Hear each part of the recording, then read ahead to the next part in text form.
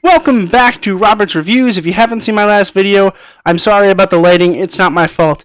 Eventually it will get fixed. Probably not. Today we're going to be talking about a movie that I surprisingly enjoyed more than I thought I was going to. Dinner for Schmucks.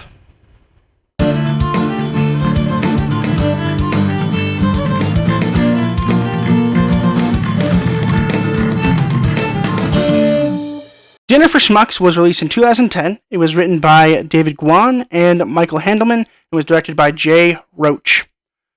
This movie's on Netflix. So that's really cool. You can go watch it on Netflix right now. So that way you can watch it and then watch my review and see if we have the same thoughts. I'm assuming a lot of you probably haven't heard of this movie, which is unfortunate. It wasn't the best made movie. It wasn't in my top 10 movies of all time, probably not even top 50. However, I had such a fun time watching this movie. I had no idea this movie was this funny. For those of you who don't know, this is going to be weird because I'm talking to myself, but really I'm talking to you guys. Do you all know that meme with Zach Galifianakis with the guy in the chair and he's like, that one? You know that meme? This is where the movie, I didn't know. It's from here. Cool, right? So, this movie surprised me a lot, in a lot of ways, and maybe I rated this a little high in comparison to what I actually think, but I really enjoyed watching this movie. I didn't need to take a break or anything. It's relatively short. It's not short, but it's relatively short, and I was able to watch the whole thing in one sitting without being bored out of my mind, which is good because I have a very small attention span. That being said, a lot of movies I watch, I'm able to sit through the whole thing. But this one in particular, I was like really enjoying it and I didn't feel bored at all. So props to those movie makers. A little bit about the movie. So essentially what happens in this movie is Tim works at a company, and in order to get higher up in the company, you have to do this thing where you go to dinner with the bosses and you bring a loser. And then they have this extravagant dinner where they pick on the losers and then they crown the loser of the loserist. But the trick is you're not allowed to tell anybody about it, and you're definitely not allowed to tell your loser about it, and you have to get the loser to come to dinner and then get picked on, and then if it's good, then you're promoted. Which is ridiculous, hilarious. I never would have thought about it. I'm glad somebody thought about it because it's really, really funny. It's also awful and extremely uncomfortable because what happens is Tim's like, I don't want to do this, it's immoral. But then he stumbles and literally hits with his car a person named Barry. And Barry is very weird. I think he might be autistic, but it's hard to tell.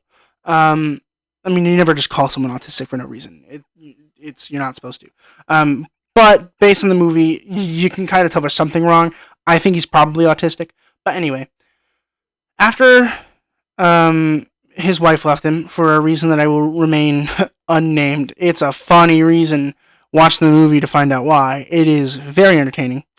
Anyway, Barry uses dead mice that he stuffs. What is that called? When you stuff dead animals. It's escaping my mind. I don't know what it is. It's one of those weird words that I know that a lot of people also know that I'll never ever say in a regular conversation. But taxidermy! It's taxidermy. So he's a taxidermist, kind of. And what he does is he stuffs these dead rats and he puts them into these weird positions, and he basically enacts his marriage in these little things, and then he does other things like weird special things about special people, and like he illustrates it using these dead animals and elaborate props and paints and dresses for these mice. And it's weird, but it's also like quite touching. It's like, wow, this is actually like kind of neat. I'd like to go see these exhibits. I think it'd be really cool if that was an actual thing that somebody had done, which I'm sure somebody does it. But if you're a taxidermist and you're into that kind of stuff, let me know and I'll come check it out because that sounds really cool. For the record, I don't think you're a loser. But in the movie, he's supposed to be a loser. And essentially what happens is Barry messes everything up for Tim because he's a loser. And basically drives Tim's girlfriend out of the house thinking that it's somebody else. And then his girlfriend goes to somebody else who's an artist. And it's just weird. I mean, No, it's just so weird. It's uncomfortable. It's extremely uncomfortable. There were times where I had to pause the movie just to be like, "Oh, that's weird." I'm sorry, my hair is awful, but no shave November, so it's like kind of annoying. But very uncomfortable movie. There were times where I think it was a little too uncomfortable, and like that bothered me a little bit, which is why it's a little. It's not an A. I'll give you that. It's not an A. But the main reason that it's not going to be an A is because it's just so uncomfortable. Like there were times where I honestly considered stopping watching the movie because it was so uncomfortable, in my opinion.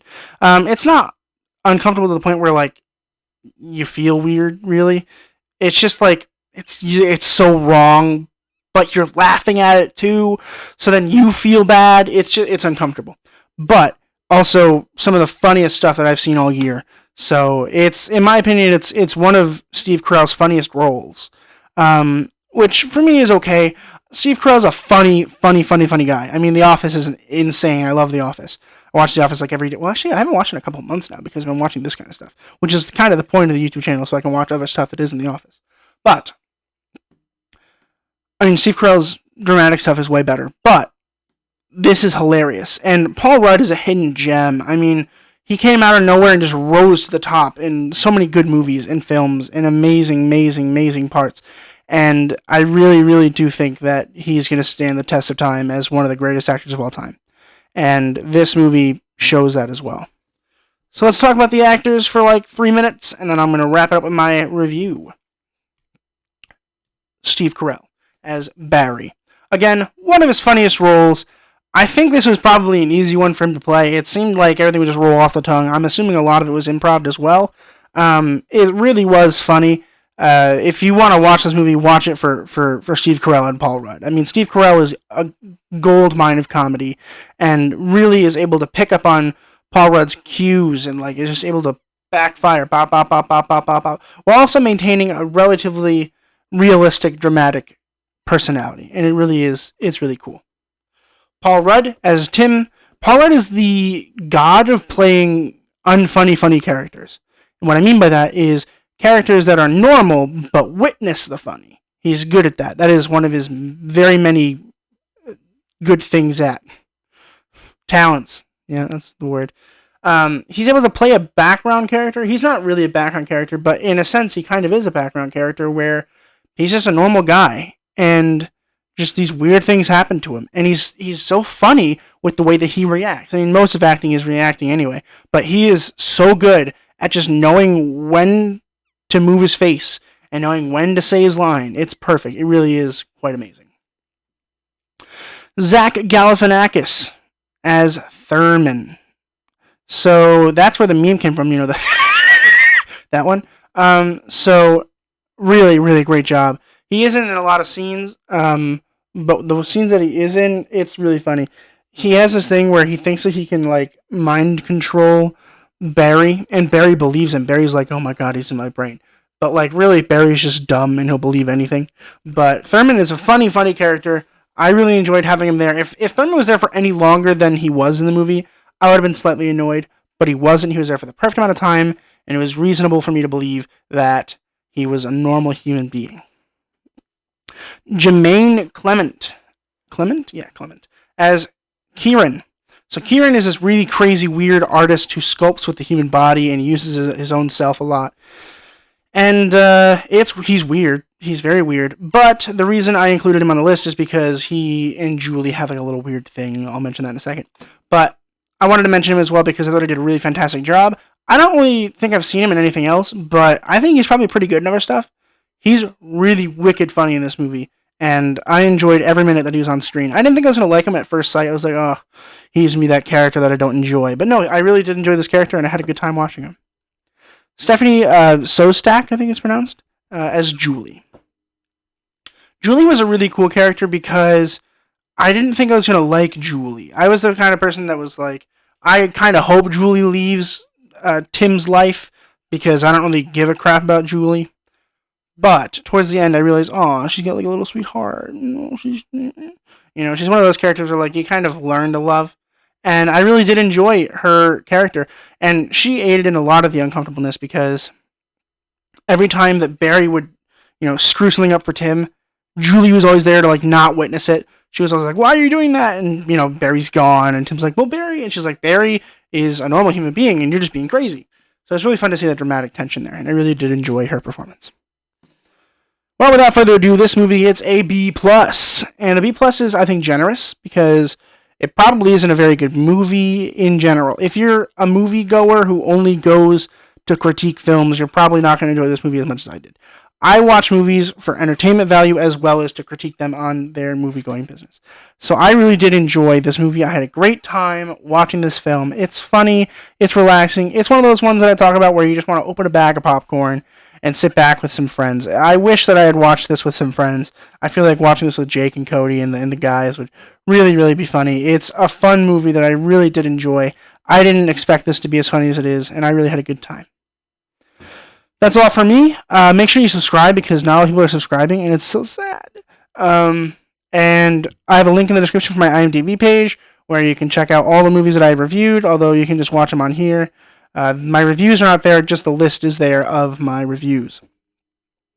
And join the Facebook group for updates and polls. And I think that's it for me. So I'll see you guys in the next video. Just keep remembering to watch more movies, stay educated, and as always, I will see you in the next video.